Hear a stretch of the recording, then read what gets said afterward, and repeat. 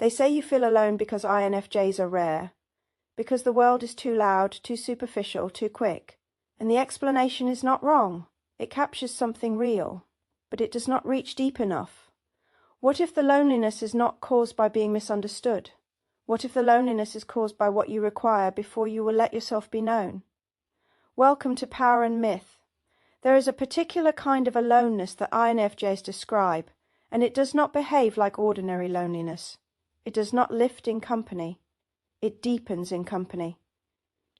You can be in a room full of people who care about you, who have known you for years, who would answer the phone at any hour and still feel a low, persistent ache that has nothing to do with the people in front of you. It is the ache of not being seen, of standing inside a relationship and realizing that what the other person is responding to is only a portion of you, a translated version, a version edited down for consumption, and somewhere, quietly, the rest of you is waiting to be recognized. The common explanation for this is that you are rare, that only 1% of the population shares your cognitive architecture, that the world is largely populated by people whose inner lives do not run at the frequency yours does, that you are genuinely, statistically, a minority inside human consciousness. And therefore the loneliness makes sense. You are not misunderstood because anything is wrong with you. You are misunderstood because there are too few minds built to understand. And I want to say clearly, this explanation is not wrong. It captures something accurate. INFJs do process differently. You do perceive things that others miss. You do run unconscious pattern recognition that makes ordinary conversation feel like skimming the surface of something that wants to be dived into. When you say no one really gets me, you are not inventing the disconnect. It exists. The explanation also has a kind of comfort in it. It locates the problem outside you. The rarity is not your fault. The loneliness is the cost of having a mind that goes deeper than most. You are not broken. You are uncommon, and uncommonness has a price. This framing has allowed many INFJs to live with the loneliness without collapsing under it. It has given them a way to explain themselves to themselves. But here is where the inquiry has to start, because if this explanation were sufficient, something would have changed by now. You would have met other INFJs, found deep online communities, and encountered the rare friends who do see you, and some of that has happened. But the loneliness has not resolved. The ache has not dissolved. You have found people who understand you more than the average person could, and the aloneness has remained. Somewhere underneath the rarity explanation, something is still not accounted for.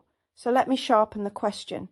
Not why do INFJs feel alone, but why does being understood by someone who actually understands you still leave the ache in place? Why can you be met accurately, thoughtfully, intelligently by a person who sees more of you than most and still go home feeling you have not been known? That is a different question.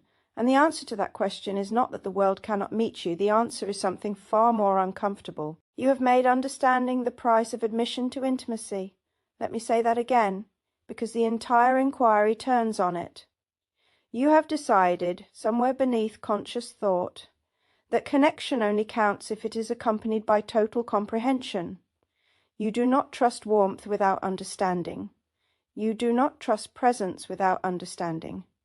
You do not trust love without understanding. The moment you sense that a person has registered a partial version of you, or a simplified version, or any version less than the full interior landscape, something inside you quietly steps back. You rule them out, not dramatically, not all at once, but a door closes. And because no one can ever fully comprehend the inside of another person, every door eventually closes. Do you see what is happening here? The loneliness is not the consequence of a world that fails to understand you. The loneliness is the consequence of a requirement you have placed on connection that no human can meet. You have made yourself unreachable by the terms you yourself set. Why would anyone do this? Here is where the inquiry has to go deeper, because the answer is not simple. The requirement did not appear from nowhere. It was installed. Early on, the INFJ learned that partial understanding came at a cost. That being known imperfectly meant being misnamed.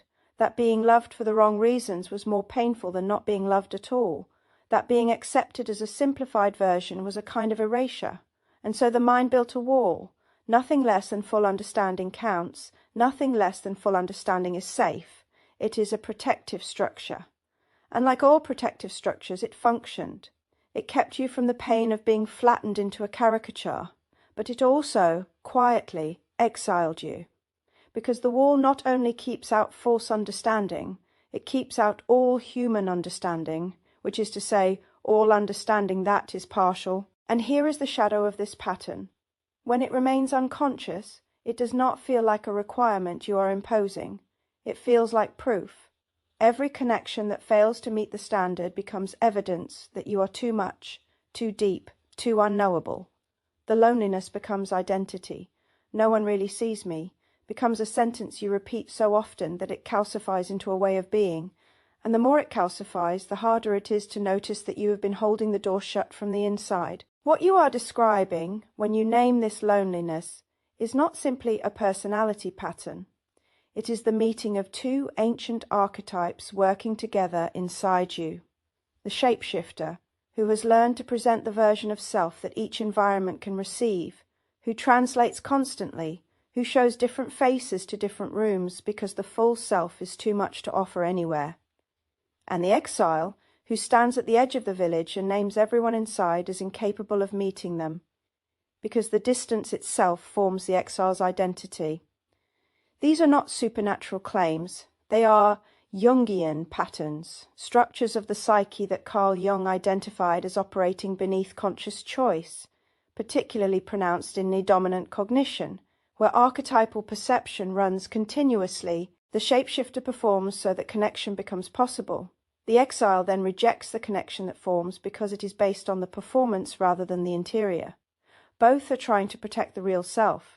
Together they ensure it is never met. The integration is not about learning to be more understood. The integration is releasing understanding as the condition of being known. It is allowing someone to be present with you whilst holding only a partial map of your inner world. It is accepting that love is not a comprehensively decoded experience. Love is the experience of being accompanied by someone who does not need to decode you to stay. This is not resignation. This is initiation.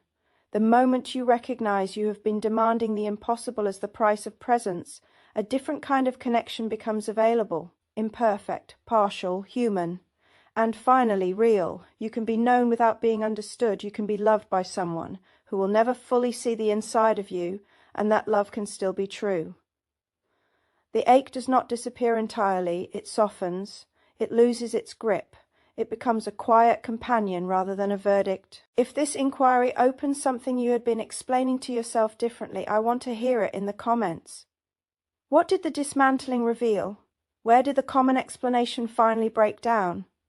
This is how we do it at Power and Myth. Not by telling you what to think, but by going deeper together. Subscribe if you want to keep asking the questions that actually matter. Until next time, find your power, know your myth.